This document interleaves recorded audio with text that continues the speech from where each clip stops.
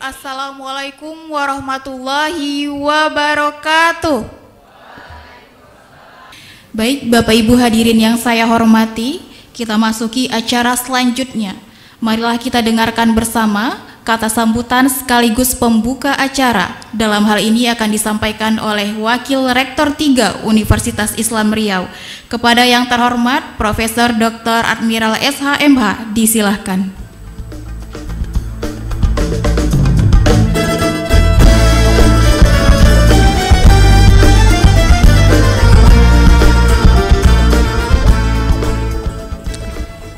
Sebelum sambutan disampaikan, izinkan kami menghadiahkan pantun terlebih dahulu untuk Pak Dedi yang sudah hadir di tengah-tengah kita semua. Kokoh bukan sembarang kokoh. Kokoh karena jadi pondasi. Tokoh bukan sembarang tokoh. Tokohnya datang Pak Dedi Mahardi.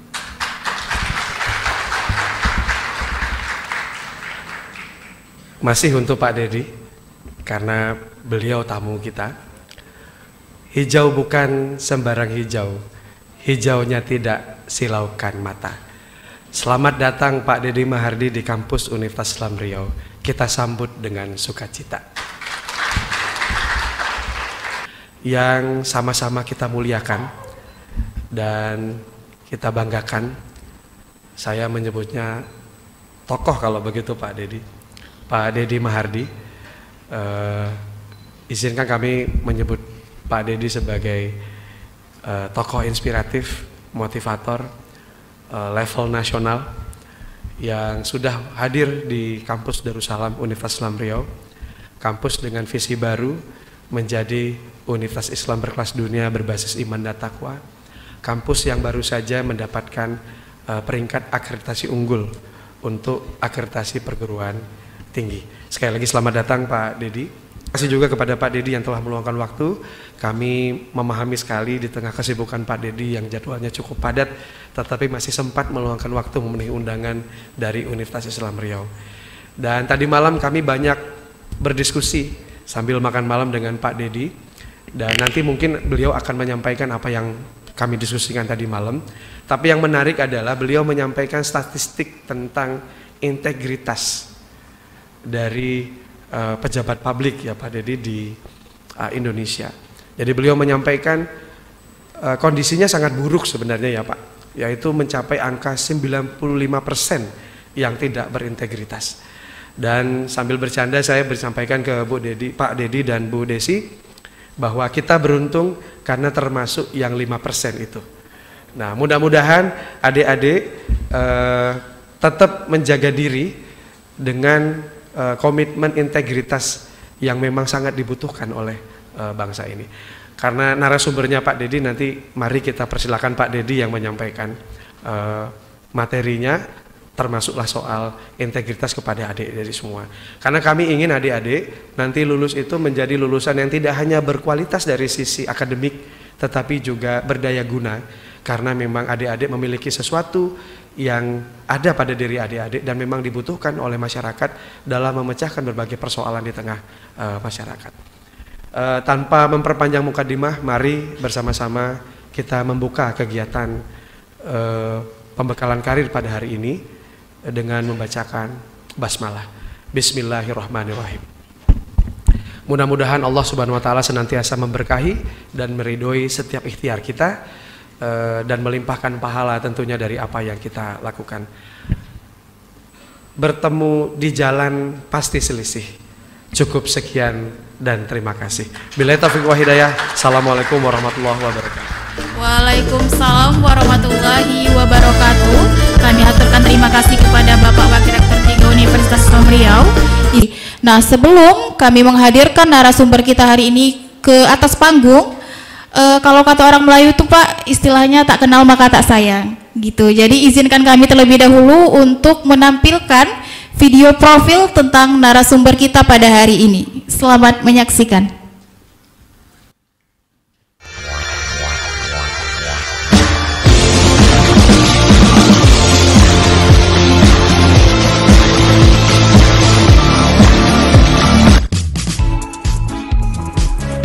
Deddy Mahardi adalah peraih predikat 2 kali The Best Inovator Nasional bidang teknologi yang telah menyumbangkan belasan karya untuk perusahaan tempatnya bekerja.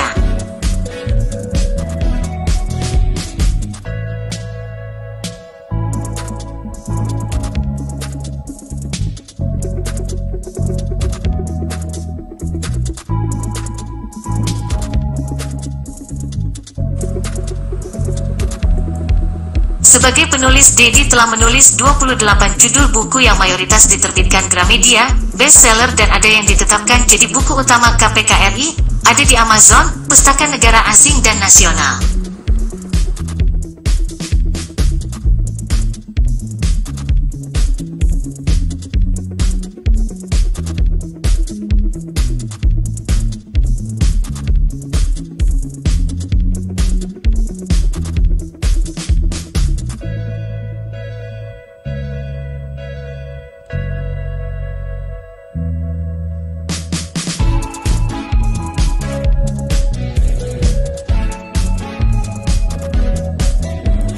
Sebagai pembicara, Deddy pernah menjadi narasumber debat capres, pembicara event summit, conference, isi kuliah umum, motivator di beberapa instansi serta narasumber beberapa televisi nasional.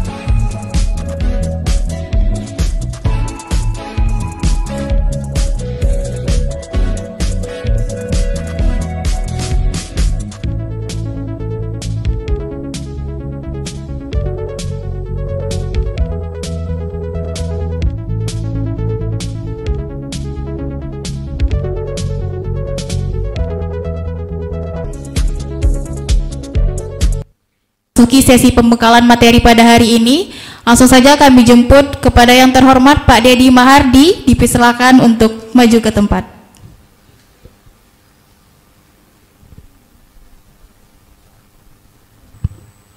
Bismillahirrahmanirrahim. Assalamualaikum warahmatullahi wabarakatuh.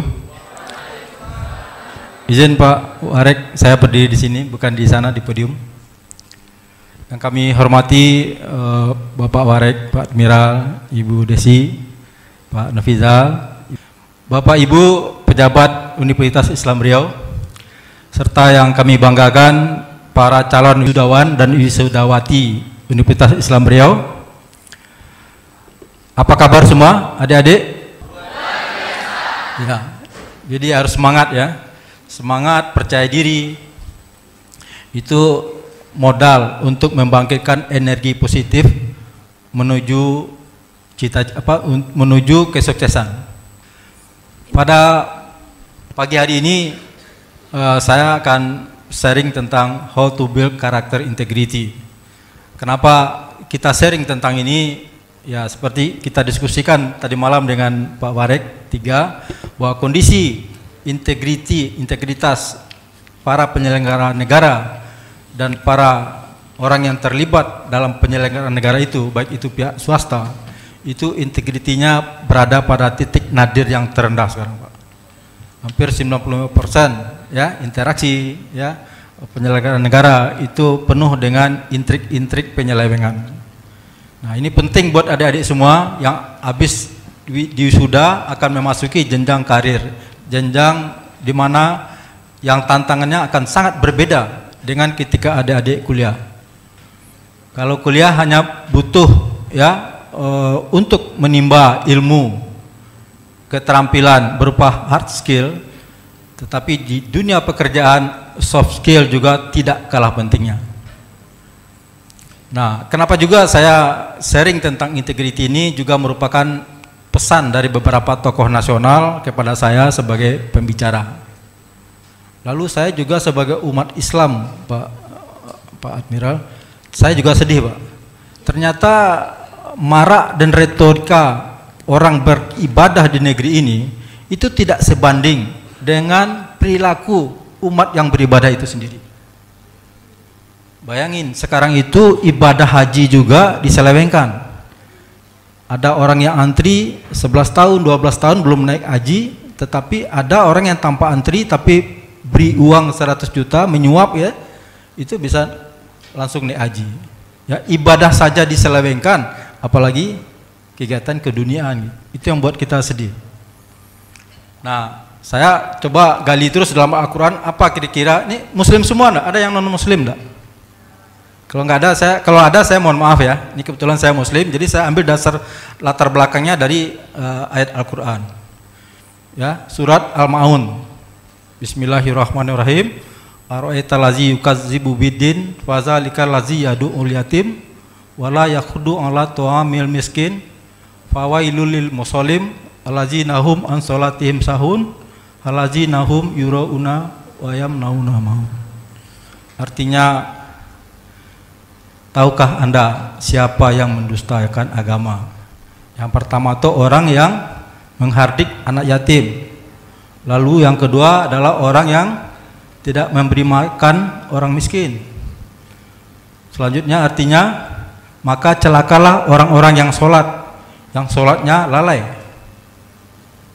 ya, dan mereka yang berbuat ria dan tidak mau membantu orang lain. Ini semuanya terjadi di negeri ini sekarang, Pak. Ya, apa yang dikhawatirkan Allah ketika Al-Quran diturunkan kepada Rasulullah terjadi di negeri ini sekarang. Ya, mereka berbuat ria. Ya, orang senang bermewah sekarang. Ya, sudah punya Alphard, pengen naik private jet. Ya, sudah punya private jet 1, pengen 2. Ya, sudah punya tas yang harganya 2 juta, pengen tas yang harganya 3 miliar. Ya, dan itu dipertontonkan. Sementara fakir miskin dan anak telantar, ya, anak yatim itu bukan main banyaknya. Ya. Dan itu tidak hanya dilakukan oleh orang-orang umum, tetapi juga penceramah agama, Pak. Penceramah agama naik mobil mewah, ya, pamer-pamer.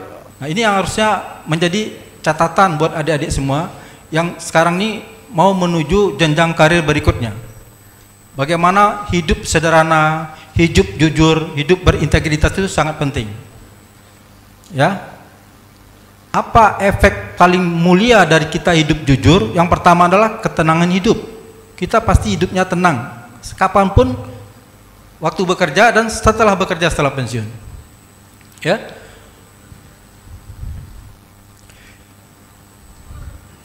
Lanjut.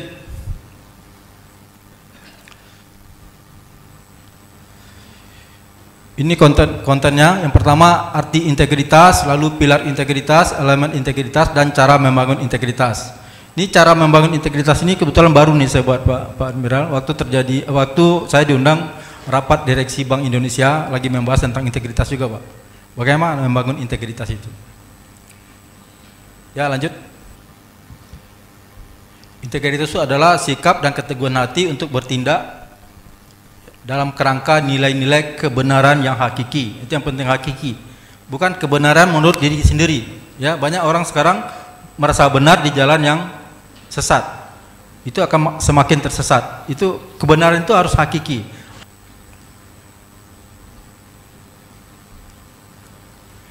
Ini. Jadi kalau adik-adik ingin membangun integritas, 3 ini pilarnya. Pilar pertama itu iman, keyakinan. Bagaimana Allah itu maha melihat dan maha kuasa. Ya, apapun yang adik-adik kerjakan itu Allah melihat dan malaikat mencatatnya. Jangan seperti yang diungkapkan oleh seorang ketua partai besar sekarang, Pak. Silahkan kita menghalalkan segala cara asal tidak ketahuan. Yang penting kita menang. Saya sedih itu, Pak. Itu di state secara terbuka. Mau jadi apa bangsa ini gitu. Lanjut. Belum. Ya, satu lagi lingkungan. Lingkungan itu bagaimana lingkungan itu bisa mempengaruhi integritas seseorang dalam perjalanan hidupnya. Oleh karena perlu kita mencari lingkungan yang baik. Kalau adik-adik nanti mendaftar kerja, melamar kerja, ternyata kerja itu adanya di tempat pinjaman online, judi online, itu jangan kerja di sana, walaupun gajinya besar.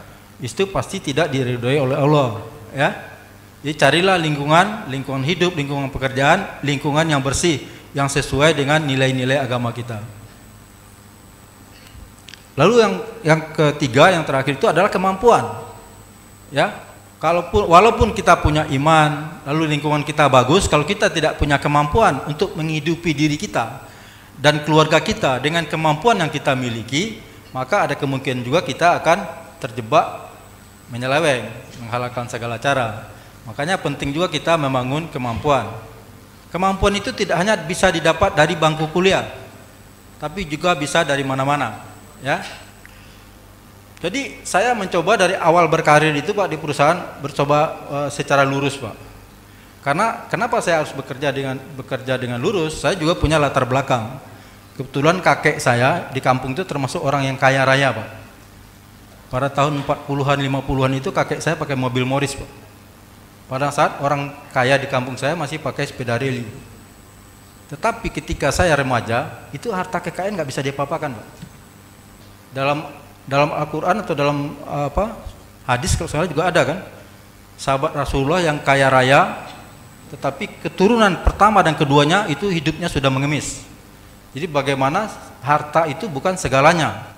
Yang paling penting, kalaupun kita dapat harta berupa rezeki, itu harus kita dapat melalui jalan yang diridhoi oleh Allah, yang berkah. Nah, lanjut.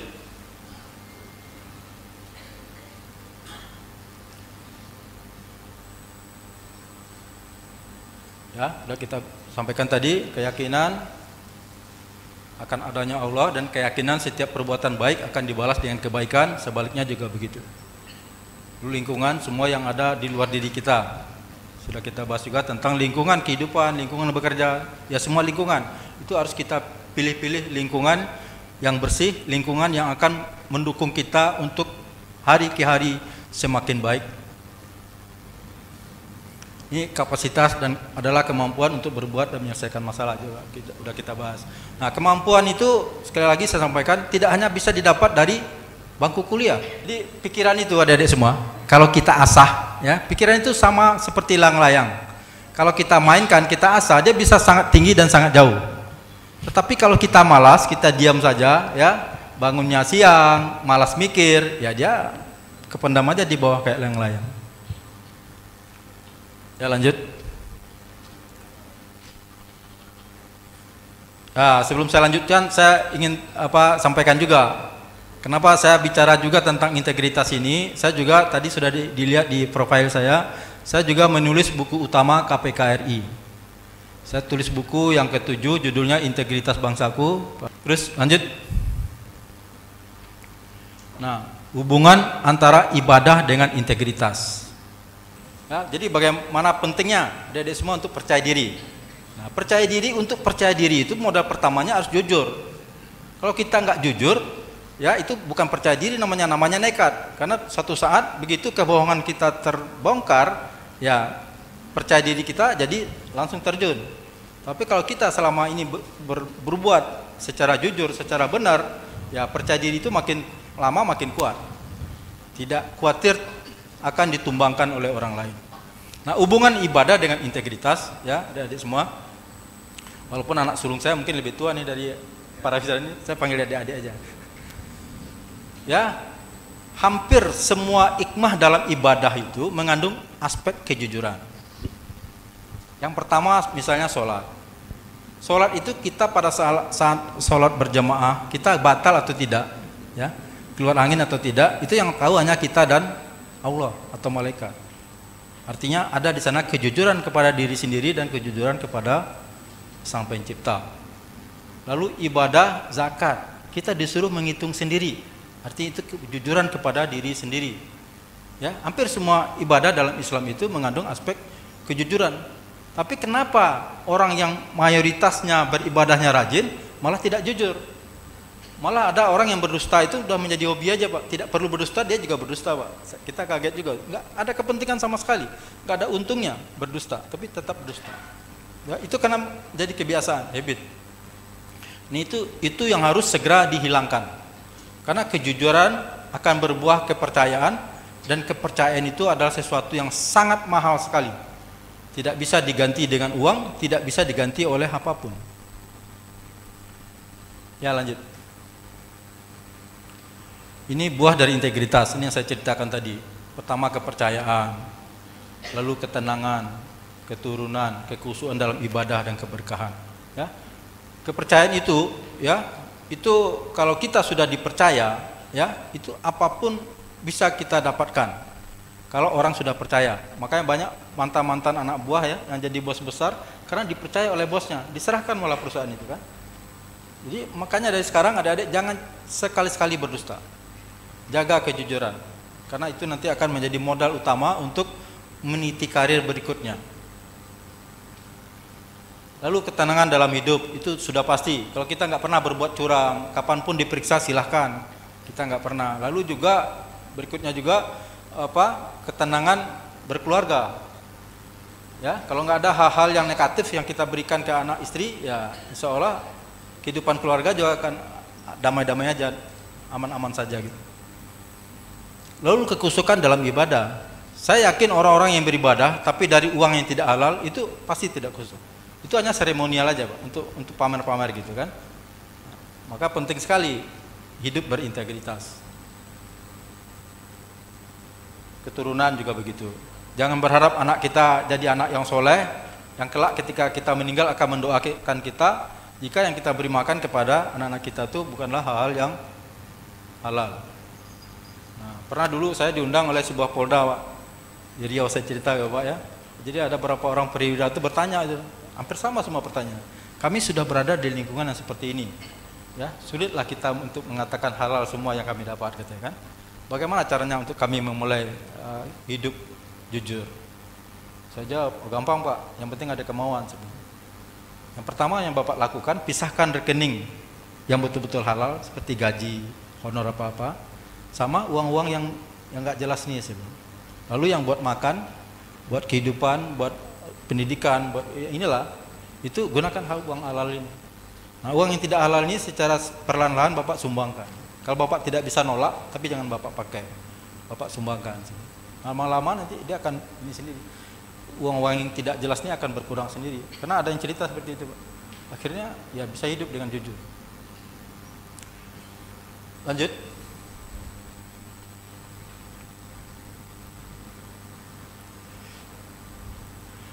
Nah, ini latar belakang juga. Saya sampai buatkan video ini. Di kampung saya, itu beruk itu hanya dididik 2 minggu. Ya, ada yang dari Minang nggak ada sini? Mahasiswanya dari Minang ya. Ya, di Pariaman itu ada sekolah beruk kan? Hanya 2 minggu. Tetapi bisa melaksanakan tugas secara berintegritas. Kalau disuruh turunkan kelapa tua, dia turunkan yang tua. Kalau disuruh turunkan kelapa yang muda, dia turun yang muda. Manusia enggak. Disuruh beli yang harga 1000, dibelinya yang harga 800, yang 200 masuk kantong. Enggak jujur kan? Itu saya videokan itu. Jadi saya mencoba mencari inspirasi yang kira gampang diingat. Ya, buruk ini sampai saya videokan, ada di YouTube saya itu. Saya videokan. Ya, di Indonesia ini saya pernah waktu berdiskusi dengan pejabat KPK, ketua KPK ya, ada pejabat yang lagi menandatangan fakta integritas bersama anak buahnya, Pak, ditodong sama KPK OTT, Pak. Sedang tanda tangan fakta integritas. Jadi pejabat kita ini sudah disumpah, sudah tanda tangan fakta integritas. Fakta integritas itu apa isinya? Berjanji tidak akan menyeleweng, berjanji tidak akan menyalahgunakan jabatan. Ya, sedang tanda tangan tuh, Pak, ditangkap. Menyedihkan. Ya, saya berharap setelah generasi ini lewat, generasi berikut ini muncul orang-orang yang berintegritas. Kenapa pentingnya berintegritas ini, adik-adik semua? Pernah baca nggak ceritanya Bapak Komarudin Hidayat, rektor IAIN?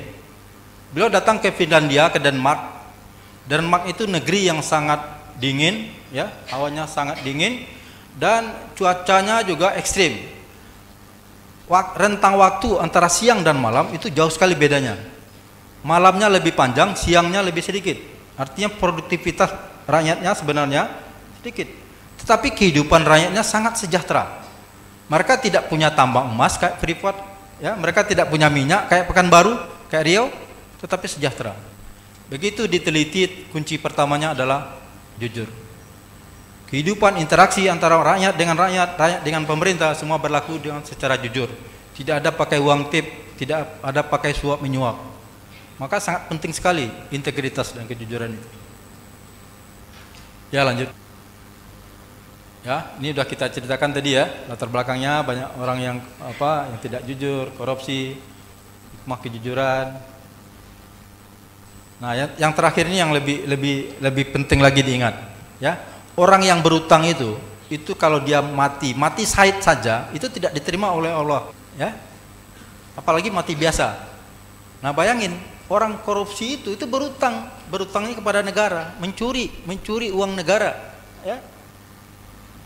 Makanya saya waktu jadi ketua koperasi, jadi ketua serikat itu sangat hati-hati, Pak. Karena kalau kita makan itu uang organisasi, kita harus datangin tuh orang satu-satu, Pak, untuk minta dihalalkan atau dibayar lagi. Kalau kita berutang sama si A, kita datangin, bayar, selesai. Kalau kita bersalah kepada yang Maha Kuasa, kita tobat, selesai. Tapi kalau begitu kita berutang kepada manusia, kepada organisasi, kepada negara, itu harus kita kembalikan. Ya. Makanya beberapa waktu yang lalu ada mantan koruptor nelpon saya, Pak. Dia sudah bangun masjid, bangun pesantren, ya. Pokoknya ceritanya wah lah, terus dia udah pakai sorban, pakai ini. Saya bilang nggak cukup, coba. Bapak kembalikan semua hasil korupsi itu, lalu minta tobat kepada Allah, baru selesai. Bapak korupsi 100 miliar, Bapak bangunkan ke masjid 200 miliar, tidak selesai utang ke negara 100 miliar ini, saya bilang. Kenapa? Yang namanya utang ke negara Bapak kembalikan, nggak bisa. Ya, ada orang yang merekayasa gitu ya, nggak bisa. Saya nggak harus lihat di sini tadi. Ya, lalu ini pedomannya, pedoman hidup, ya. Dari semua, setiap melangkah, setiap ada persoalan, ini pedoman hidup. Pertama itu kitab suci yang harus jadi pegangan. Ya. Lalu ilmu pengetahuan, makanya adik-adik sudah kuliah, sudah dapat ilmu pengetahuan. Gunakan ilmu pengetahuan itu untuk mencari sesuatu yang baru, ya, menjadi orang yang berbeda dari orang lain dengan ilmu pengetahuan. Lalu mengadakan riset dan penelitian, ya. Riset dan penelitian itu tidak harus yang wah-wah, mulai dari hal yang kecil-kecil. Saya waktu nulis buku filosofi air, Pak Mira, jadi saya berusaha mencari penelitian apa kira-kira filosofi airnya, kira-kira betul sesuai dengan kenyataan. Nah, ternyata saya adakan penelitian rambut kita ini kalau direndam pakai air hujan itu 3 bulan hancur, Pak. Sedangkan rambut orang yang kuburannya udah puluhan tahun digali lagi itu rambutnya masih ada kan. Rambut dalam tanah sekian puluh tahun tidak hancur. Tapi begitu rambut itu direndam pakai air hujan, syaratnya air hujan yang langsung ya, tidak terkena logam dulu, itu kuat. Makanya saya nulis buku judulnya Filosofi Air. Bagaimana air itu sangat dahsyat. Tubuh kita ini 70% terdiri dari zat cair, bukan air, termasuk darah. Lalu bumi ini ya 80%-nya air. Jadi kalau manusia tidak memiliki sifat-sifat seperti sifat air, maka dia akan panas, dia akan keras. Ya, lanjut. Udah tadi ya riset ya? Udah ya. Ini bibit KKN itu, ya, bibit orang-orang yang korupsi yang tidak berintegritas itu. Yang pertama ini menyelenggarakan ibadah hanya untuk seremonial, ya, tidak putus marifatnya, ya, sholat asal sholat, ya, sholatnya sih mungkin berpakaiannya udah kayak orang Arab, ya, jidatnya sudah hitam, tapi kelakuannya belum tentu gitu. Nah, itu padahal beribadah itu harus betul-betul kita pahami apa bacaan ibadah itu dan apa tujuan Allah mengadakan ibadah itu. Lalu ini gaya hidup hedonis sekarang lagi marak ini, ya. Makanya kenapa barang-barang KW itu laku di negeri ini, ya, di tempat lain nggak laku, karena di negeri ini orang suka bermewah walaupun itu palsu. Yang penting tampilannya mewah. Lalu ini menumpuk harta, suka menumpuk harta. Padahal saya sudah membuktikannya, kakek saya kaya raya, tapi saya tidak terbantu oleh kekayaan kakek saya. Ya, itu yang juga menjadi latar belakang kenapa saya berusaha jujur, Pak. Harta itu pinjaman sementara gitu. Lalu takut miskin, ya. Berikutnya untuk 7 turunan. Saya tanya berapa orang yang korupsi itu, ternyata gitu. Oh, jangan sampai anak cucu saya nanti hidup sengsara gitu. Ya, kita tanya, Pak, kenapa? Bapak kan gaji udah besar, ya, gaji udah 200 juta sebulan, ya, tiap setahun dapat tamtim 5 miliar, 10 miliar, tapi masih korupsi. Kenapa, Pak? Saya bilang, nggak cukup, Pak. Nanti anak saya, cicit saya pakai apa? Gitu. Masa saya kakeknya pejabat, anaknya nanti naik motor butut gitu. Jadi banyak hal, Pak, banyak alasan untuk mereka berbuat curang. Ya, lanjut.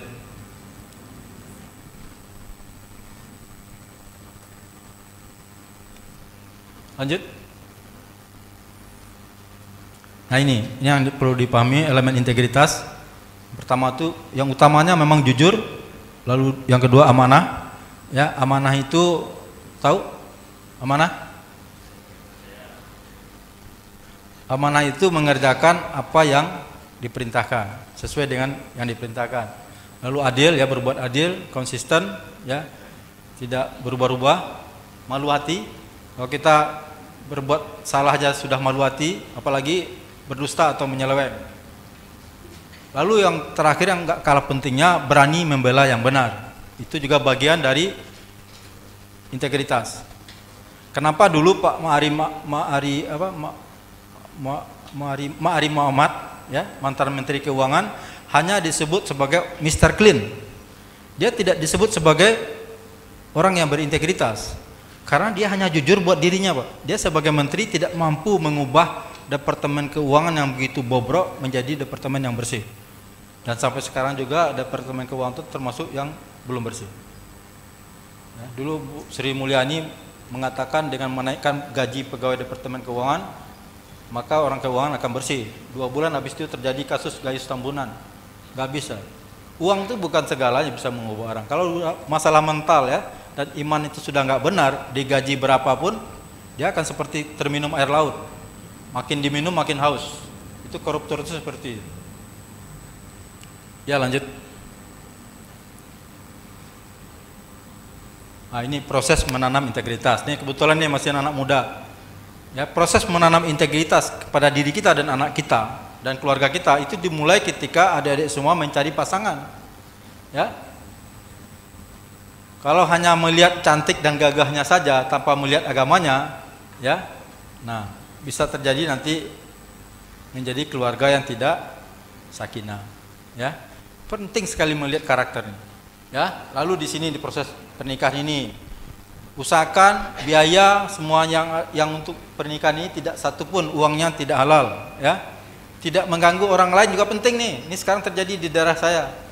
Untuk pesta pengantin itu jalan dihambat, diganggu orang lain, ya, separuh jalan dipakai. Itu juga cara-cara yang tidak berintegritas, cara-cara yang tidak diridhoi oleh Allah, yakin saya. Itu mengganggu orang lain. Ya, berapa banyak orang terganggu gara-gara kita, padahal kita mau minta doakan oleh orang lain pernikahan kita.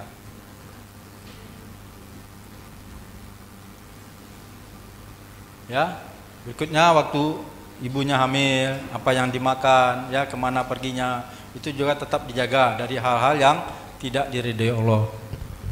Ya, lalu ini semasa bayinya juga dijaga agar pendidikannya, agar pengasuhnya, ya, segalanya lah, agar dijaga dari hal-hal yang tetap diridhoi Allah.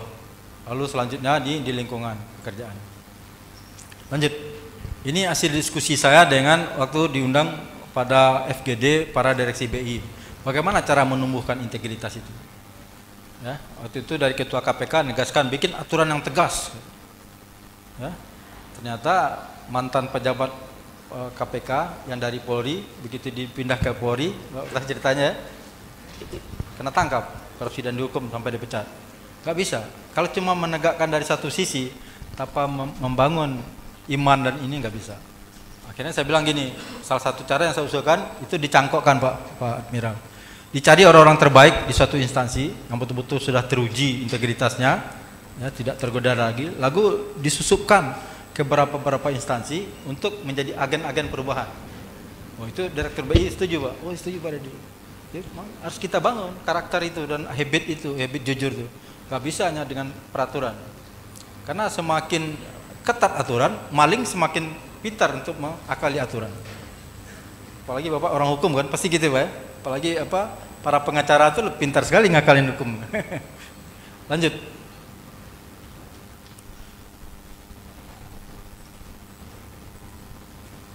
Nah, ini cara menumbuhkan integritas di dalam diri masing-masing. Pertama, kuatkan iman. Lalu hormati kejujuran. Ya, kalau ada orang jujur walaupun orang rendahan, ya, itu sangat dihormati. Nah, ini kejadian juga nih, cerita saya lagi nih Pak Admiral. Ya, waktu saya main-main ke mall sama keluarga, anting anak saya hilang Pak. Lalu kita ingat, tadi habis dari toilet. Begitu kita kembali ke toilet, belum sempat kita mencari-cari, baru kita mau datang aja, seorang cleaning service lagi hamil, langsung bilang, Bapak cari anting anaknya ya? Ya, Padahal itu cleaning service pegawai rendahan yang pasti lagi hamil pasti butuh uang. Oh saya salah. Saya kasih hadiah agak banyak Pak, tapi bagi saya itu penting, ya, menghargai kejujurannya, ya, karena banyak orang yang jujur ketika belum punya peluang untuk berbuat jahat, ya, terjadi. Ada dosen teladan yang sangat baik, begitu jadi kepala instansi yang banyak uangnya, jadi koruptor, ya kan? Jadi kejujuran itu harus diuji. Integritas itu hanya bisa disandangkan kepada orang yang sudah punya kewenangan dan kemampuan untuk menyeleweng tapi tidak menyeleweng. Kalau orang tidak punya kesempatan dan kewenangan untuk menyeleweng, ya wajar aja dia jujur. Lalu hindari haram sekecil apapun. Itu seperti yang saya sharing di Polda, ya. Dipisahkan dulu. Lalu berikutnya bangun kemampuan. Nah ini, bangun kemampuan dan hiduplah sesuai dengan kemampuan kita. Kalau kita punya kemampuan lalu digaji 10 juta, ya hidup secara gaji 10 juta itu. Jangan kita punya kemampuan digaji 10 juta tapi gaya hidup kita bergaji 100 juta. Akhirnya pinjam sana sini dan menghalalkan segala cara. Itu akhirnya orang akan terjebak. Ya lanjut. Udah? Ya, lalu tonjolkan sosok teladan dalam integritas. Ini nanti ada tokoh-tokohnya ya. Jadikan syarat utama sebagai seleksi para pimpinan-pimpinan instansi, seperti apalagi instansi yang penegak hukum seperti KPK. Lalu bangun komunitas integritas. Ini sudah kita lakukan. Kita punya grup WA Pak, untuk orang-orang yang terjamin integritasnya. Tidak menjamin semua pimpinan KPK Pak. Pimpinan KPK juga banyak yang tidak berintegritas. Lalu beri reward dan punishment. Itu yang saya lakukan kepada cleaning service itu. Ya lanjut.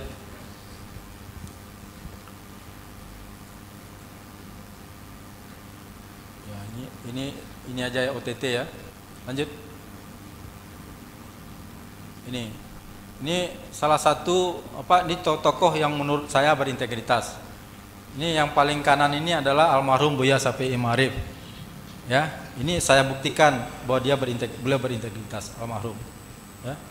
Ini adik-adik mungkin boleh dengar, Pak Nimera tadi malam udah dengar ya. Jadi begitu Ibu Megawati menjadi presiden, almarhum Buya ini sebagai ketua umum PP Muhammadiyah didatangi oleh suami Ibu Megawati, Pak Taufik Kemas. Ditawarkan jadi komut Pertamina atau menteri apapun, ya. Komut Pertamina itu udah ada semua, itu honornya mungkin sekarang 500 juta kali ya. Itu dan tantimnya tuh sekitar sekian puluh miliar per tahun. Itu ditolak sama beliau. Ya. Lalu ketika saya mengantarkan Pak almarhum Buya ke airport, itu saya dilihatkan WA orang-orang yang menawarkan uang untuk beliau, untuk biaya personal, tapi ditolak oleh beliau. Ini yang cerita menteri ini bukan beliau, tapi orang lain. Yang cerita adalah mantan ketua MPR, Pak Sidarto. Cerita ke saya waktu ketemu di sebuah pertemuan kayak gini. Itu orang sangat jujur.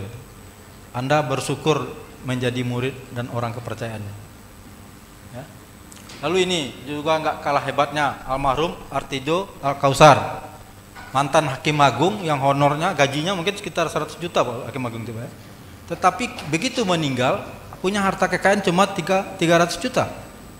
Ternyata hampir semua sebagian besar dari gajinya dan uang-uang yang dia dapat itu disumbangkan kepada fakir miskin dan anak terlantar.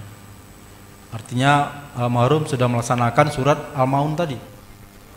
Ya, ini Baharudin Lopa, lalu ini Hugeng, lalu yang ini yang paling menonjol gabung Bung Hatta.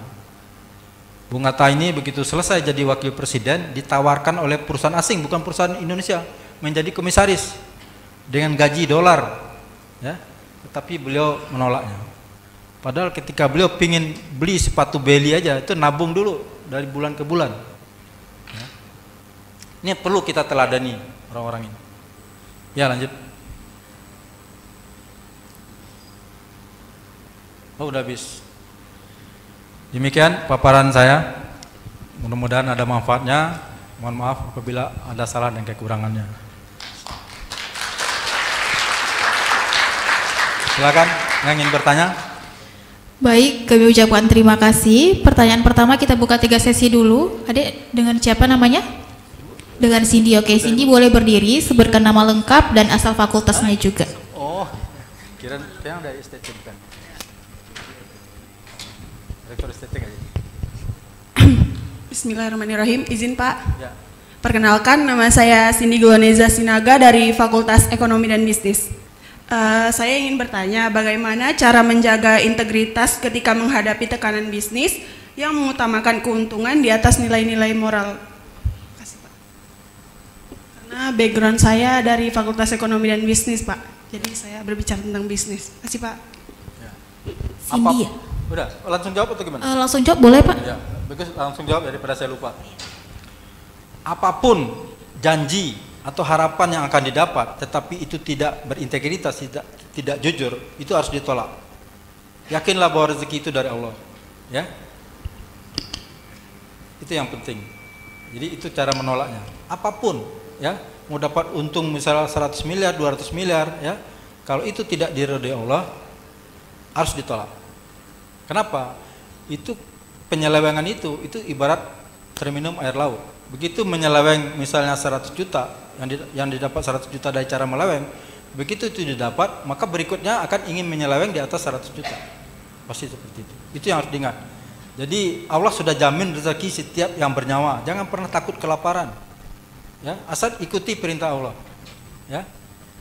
Jika Tuhan yang memberi jalan, laut pun bisa dibuat jadi jalan. Ada kan Nabi Musa? Itu aja diingat.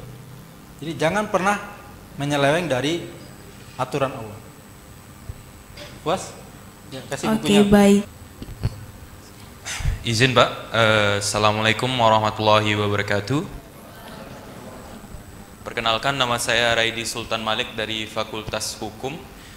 Izin bertanya kepada Pak Dedi mengenai dilema politik yang melanda negara kita saat ini Pak. Baru-baru ini statement dari Pak Profesor Jimli Ashidik, saya rasa Bapak sudah tahu, mengenai pernyataan Pak Profesor Jimli Ashidik, kan beliau merupakan suatu guru besar ilmu tata negara. Namun baru-baru ini statement beliau itu bukan termasuk amicus curiae alias opini seorang ahli hukum, tapi merupakan suatu tendensius, suatu ancaman. Maksud saya di salah satu statement beliau mengenai hakim PT UN itu boleh diancam pidana apabila membatasi tidak membatasi cawapres apabila akan menimbulkan kegaduhan. Itu kan berlawanan dengan prinsip hakim yang bebas dan independen Pak. Sehingga pernyataan yang datang dari seorang profesor yang berintegritas, yang merupakan mantan ketua Mahkamah Konstitusi dan juga wakil rakyat, ini kan merupakan suatu statement yang menimbulkan kegaduhan karena beliau merupakan suatu sosok panutan. Jadi pertanyaan saya Pak, bagaimana sih Pak bagi calon-calon mahasiswa-mahasiswi yang kedepannya mendapat posisi kedepannya sebagai beliau yang sebagai panutan, kurang lebih seperti itu Pak. Saya sangat kenal dekat dengan Pak Jimli ya, sering-sering WW-an, sering ketemu juga di seminar. Kalau menurut saya beliau bukan orang yang berintegritas, tidak perlu diteladani. Jadi jangan diulangi statement dia tokoh berintegritas, bukan. Itu bisa ditebak kenapa beliau keluarkan statement gitu. Karena anak-anak beliau jadi petinggi di Gerindra, ya, di partai politik pemenang pemilu. Ya, jadi tidak patut kita teladani, dan statementnya dibully Pak di Twitter Pak. Hampir semua pengacara itu mengeluarkan pernyataan sesat. Saya juga ikut di Twitter baca itu. Ya. Jadi alasan beliau gitu, hakim PT UN boleh ditangkap apabila keputusannya menimbulkan kegaduhan, itu Mas, ya kan? Ya. Silakan. Assalamualaikum warahmatullahi wabarakatuh. Waalaikumsalam warahmatullahi wabarakatuh. Perkenalkan, nama saya Ardo Valepi dari Prodi Manajemen Fakultas Ekonomi dan Bisnis. Izin bertanya, selama Bapak berkarir, apa tantangan utama Bapak untuk mempertahankan integritas yang sering diuji? Dan untuk kami sebagai mahasiswa, apa langkah yang seharusnya kami lakukan untuk membangun integritas dalam diri kami? Terima kasih, Pak. Ya, tantangannya memang sangat berat. Saya pernah diancam, walaupun Anda hebat, Anda berprestasi, tanpa usulan saya, Anda tidak akan naik pangkat. Tapi saya bukan orang yang tidak takut. Saya orang yang tidak takut tidak naik pangkat. Ya, rezeki dari Allah, yakin saja. Ya, macam-macam ancaman yang pernah saya terima kalau soal itu. Pasti dimusuhi oleh orang-orang yang tidak berintegritas. Makanya orang-orang yang berintegritas itu harus punya kemampuan lebih, punya keunggulan, sehingga tidak gampang diombang-ambing orang, tidak gampang diancam-ancam oleh atasan. Ya, seperti Anda lihat tadi di CV saya 2 kali The Best Inovator Nasional. Beberapa kendala di perusahaan itu saya mampu mencari solusinya. Jadi perusahaan yang butuh saya, atasan yang butuh saya. Makanya pilar integritas itu salah satunya adalah kemampuan. Kalau kita nggak punya kemampuan, ingin coba-coba menegakkan integritas, digertak, dipindah ke irian, kita udah ketakutan, akhirnya hancur integritas. Ya, penting sekali membangun kemampuan dan yakin rezeki itu dari Allah. Jangan pernah takut kelaparan, jangan pernah takut tidak kebahagiaan. Ya, puas? Ya, yang lain? Kalau nggak ada, saya yang bertanya. Siapa yang menurut adik-adik tokoh berintegritas selain dari yang saya tayangkan tadi? Ada? Oke, silakan adik berdiri, perkenalkan nama lengkap dan juga asal fakultasnya. Izin Pak, Assalamualaikum warahmatullahi wabarakatuh. Saya Erwita Hafni, calon wisudawan dari Fakultas Ekonomi dan Bisnis. Salah satu tokoh yang saya anggap berintegritas adalah Nabi Muhammad SAW. Betul. Ya, betul. Terima kasih, Pak. Perkenalkan, nama saya Ramzi Hafiz Gustiawan. Saya dari Fakultas Ekonomi dan Bisnis, Prodi Manajemen. Izin bertanya, Pak. Hati manusia ini rata-rata bolak-balik. Nah, di beberapa tempat, sebagian orang itu sulit untuk membangun sebuah kejujuran. Awalnya dia bisa dibilang orang yang jujur. Ketika dia mendapat sesuatu yang dia inginkan yang tidak pernah didapatkan sebelumnya, dia berubah menjadi orang yang tidak seperti yang dia itu. Yang ingin saya pertanyakan itu, bagaimana cara seorang human bisa mempertahankan kejujuran tadi itu, selain dari iman dan takwa ibadahnya itu, apa kira-kira yang diperkuat lagi dari itu, Pak? Sekian dan terima kasih. Betul, ya. Jadi makanya seperti saya bilang tadi, ada orang yang jujur karena belum punya kemampuan dan kesempatan. Jadi begitu punya kemampuan dan kesempatan, orang itu jadi berubah. Salah satu yang paling penting untuk menjaga tetap jujur, integritas itu adalah hidup sederhana. Ya, kalau kita sudah terbiasa makin hari bernafsu untuk meningkatkan kemewahan-kemewahan, itu akan gampang terpancing untuk lebih mewah lagi. Ya, hiduplah secukupnya. Walaupun kita punya uang, ya gunakan uang itu untuk sosial, untuk yang lain. Itu menurut saya, hidup sederhana. Biasakan. Hidup sederhana itu bukan hanya buat diri sendiri, tapi juga buat keluarga, buat anak. Karena sering juga orang yang terjebak menjadi koruptor karena rayuan anak. Ada juga kok pengusaha yang menyuap itu bukan kepada yang bersangkutan, tapi kepada anaknya, Pak, ya, pada keluarganya gitu. Biasakan hidup sekeluarga itu ya sederhana lah, Pak, secukupnya lah ya. Bukan juga terlalu miskin ya, terlalu di bawah, tapi ya wajar lah, ya. Ini kalau sudah punya mobil 4, 5, 6, padahal di rumah cuma 3 orang, itu udah akan menjadi kelanjutannya gitu. Ya, mobil mewah, habis mobil mewah, pesawat pribadi gitu ya, habis pesawat pribadi punya pulau, ya, macam-macam itu akan naik terus seperti orang terminum air laut, makin diminum makin haus. Ya, bagus pertanyaannya. Yang lain? Izin Pak, ini ada satu yang ingin bertanya, Pak. Silakan nama lengkap. Itu 4 nama itu sampai jam 11 kan? Ya.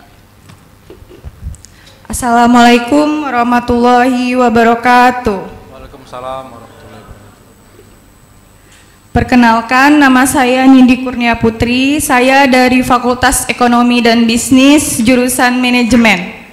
Baik, izin memberi pertanyaan kepada Bapak Dedi Mahardi, yaitu bagaimana kita menjaga komitmen integritas ketika kita dihadapkan tekanan atau situasi yang tidak menguntungkan, contohnya dalam lingkungan pekerjaan. Terima kasih. Itu seperti yang saya bilang tadi, untuk kita bisa kuat pertahanin diri, kuat iman kita harus punya kemampuan. Samping dengan kemampuan, kita akan punya percaya diri, ya, percaya diri untuk menolak hal-hal yang tidak benar menurut kita, hal-hal yang kira-kira akan melanggar rambu-rambu Allah, itu harus kita tolak. Modalnya apa? Adalah percaya diri dan kemampuan diri. Dengan kemampuan kita punya percaya diri. Lalu yang kedua punya keimanan bahwa rezeki itu datangnya dari Allah, ya. Kalaupun kita ada orang-orang yang kira-kira nanti gara-gara kita menegakkan kejujuran, kita dizalimin, kita dipindahin gitu, yakin ada Allah. Allah tidak tidur. Ya. Jangan tergoda, jangan takut oleh ancaman. Yakin ada Allah di belakang kita. Selama kita berbuatnya lurus. Ya. Oke. Baik Pak, terima kasih. Sama-sama. Kalau nggak ada, kita masuk ke materi kedua ya, biar efektif ya Pak. Banyak maaf apabila ada kekurangan dan kesalahan. Wassalamualaikum warahmatullahi wabarakatuh. Waalaikumsalam warahmatullahi wabarakatuh. Boleh kita berikan dulu tepuk tangan yang meriah untuk narasumber kita yang telah memaparkan materi kepada kita hari ini. Semoga bisa menjadi bekal bagi teman-teman semua